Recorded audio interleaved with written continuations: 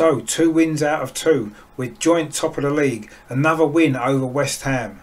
It's all good, isn't it?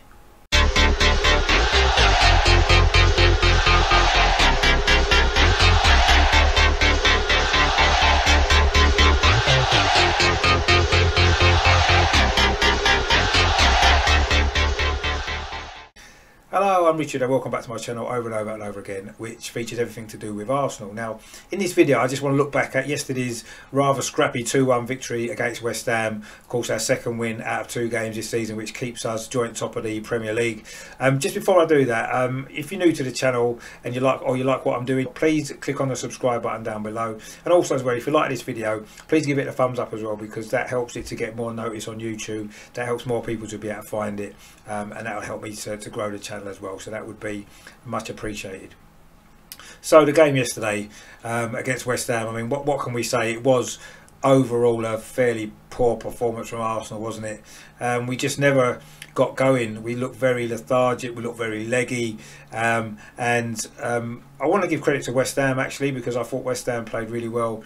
They came with a game plan and they executed it really well, didn't they? They shut us down, they closed down the spaces, it was an early press, and they made it difficult for us and forced us into mistakes, I felt. So as poor as we were, I personally think West Ham deserve credit for the way that they played. One of the big issues I felt that we had, we did suffer from a lot of uncertainty defensively, and I felt that was mainly caused by Kieran Tierney having to pull out in the warm-up, dropping out of the back 3, and it was Sead Kolasinac who came in to his position, and that certainly weakened the defensive side of the team, didn't it? Because, you know, Kieran Tierney has been playing really well. He's a great defender. And unfortunately, Sead Kolasinac now has got to the point where his future's clearly not at the club.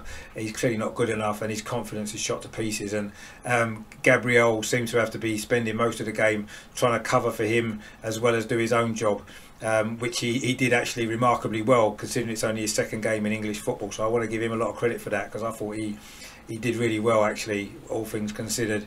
Elsewhere in the team selection, there was 2 other changes from the Fulham game. Denis Ceballos, as expected, came into midfield in place of Mohamed El Neni to renew his partnership with Granit Xhaka. Of course, that worked really well in the second half of last season.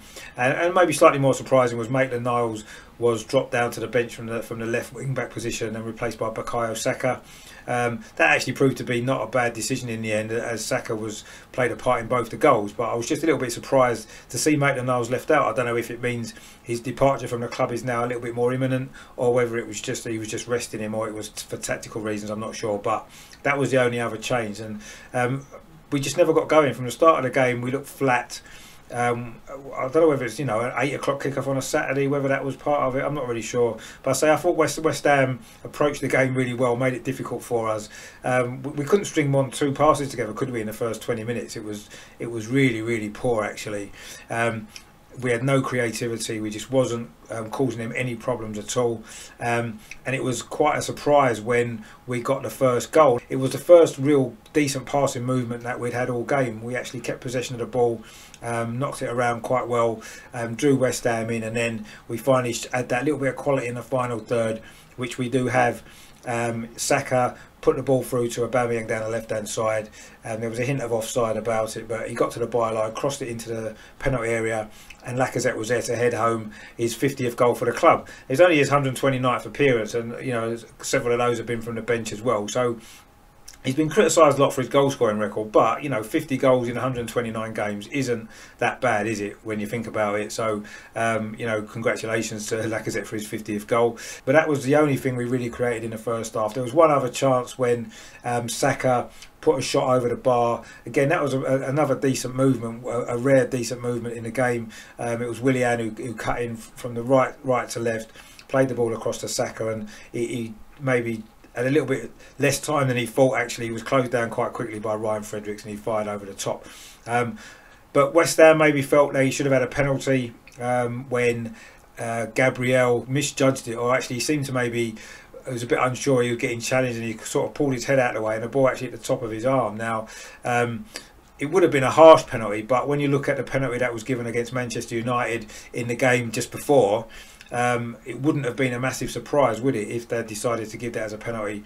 Luckily they didn't. We got away with one there, although the equaliser did end up arriving anyway in the final minute of the first half. It was poor defending, really. West Ham got clear down their right hand side.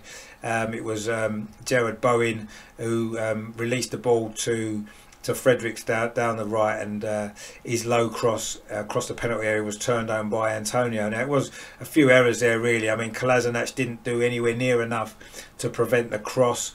He stood off him, let Fredericks put the ball in, and of course Rob Holding then was completely on the wrong side of Antonio. There was nothing he could have done. He needed to have reacted a lot quicker. But for me, that kind of summed up Rob Holding's game. I thought he was very poor, actually. Antonio had a lot of joy against him. He decided to go up more against Holding than Gabriel for obvious reasons, and it was a good tactic by him and by West Ham, because Holding was definitely poor for that goal and really poor throughout the game, if we're honest. Conceding just before half time, of course, is never a good time, is it? And I expected us to come out second half. I thought Arteta would have got at them and we would have been a lot better in the second half, but really we wasn't. In fact, if anything, the second half was probably worse. West Ham actually caused us quite a lot of problems. They got the ball wide, got balls into the box. Antonio hit the bar with a header. He had another opportunity where he didn't maybe get a good contact on it. Gabriel put him under a bit of pressure and Leno was able to save. In fact, I think the ball actually rebounded off Gabriel's back, and Leno was able to save. And there was a few awkward moments, you know, when balls were in the box. Leno wasn't as commanding. He looked a little bit apprehensive, and again, whether that was to do with the uncertainty at the back all the way through, I'm not sure. But we looked shaky. We did look shaky. The only positive thing from the defensive performance was Gabriel again. He was brilliant last week at Fulham, and I thought he had a really good game again. I say he was having to do the job of two defenders a lot of the time. He was putting blocks in, he was getting headers in, he was comfortable on the ball, composed, and he looks a player, doesn't he? His first two performances have been outstanding, so really wanted to give him a lot of credit for that, actually, because if it wasn't for his performance at the back, I do feel as though we wouldn't have won this game. The longer the game went on, we did maybe get a little bit stronger. We made a few changes.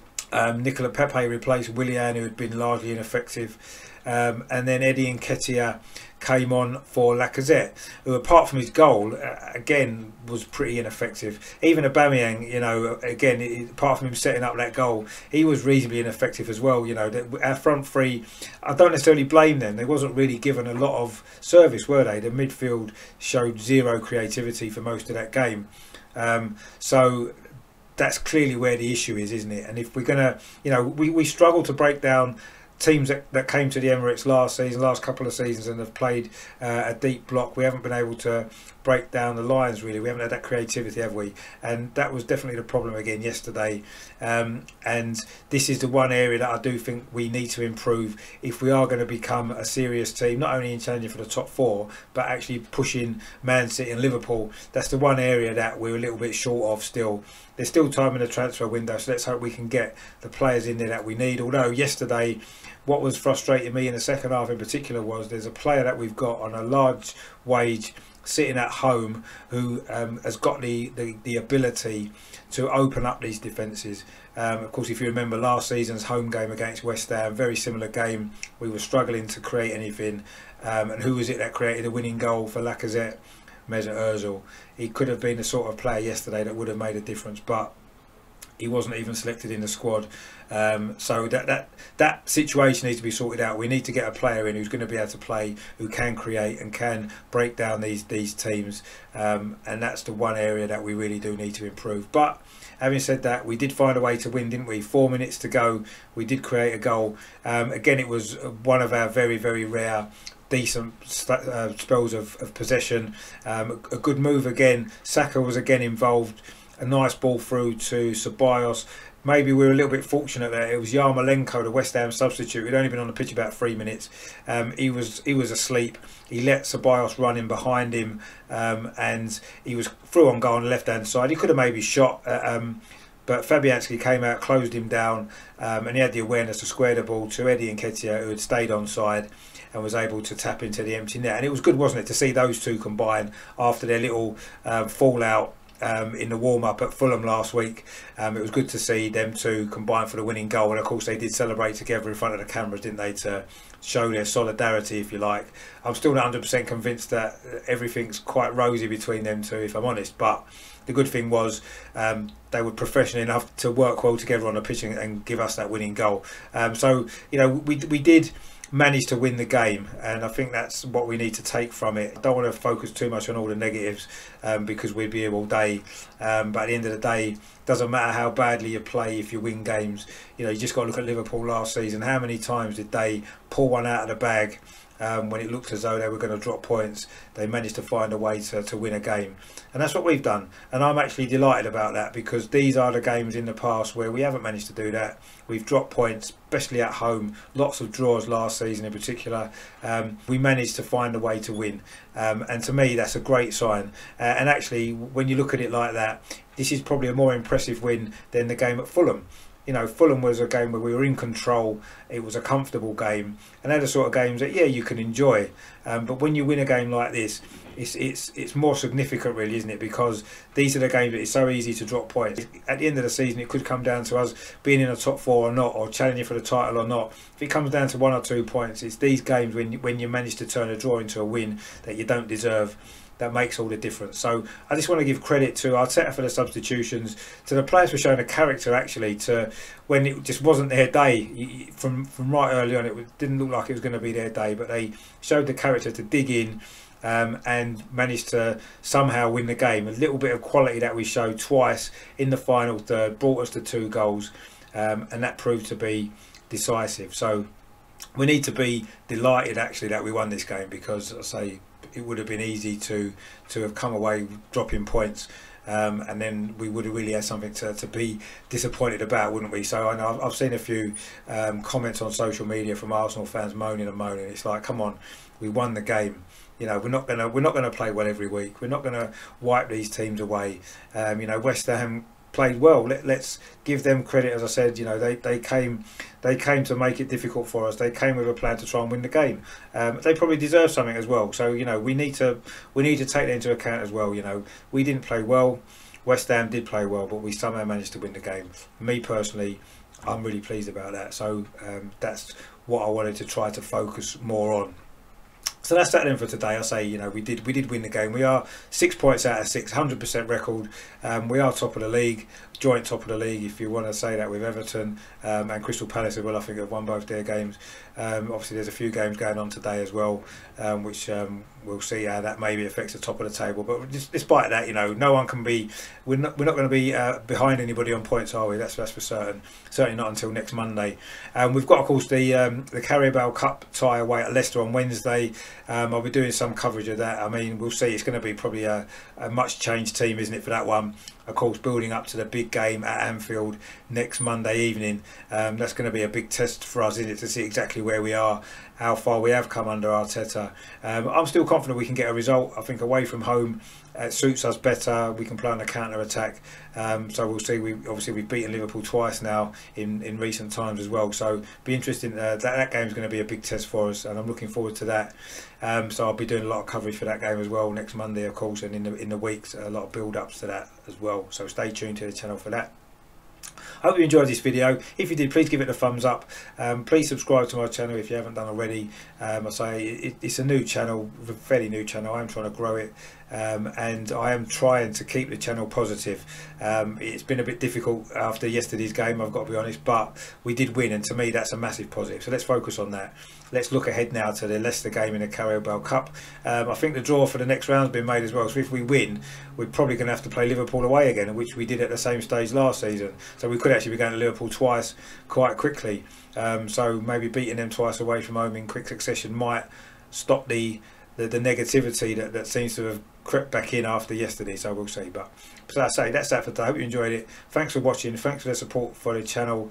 Look out for some more great stuff coming this week as well, as we move on to Leicester and to Liverpool.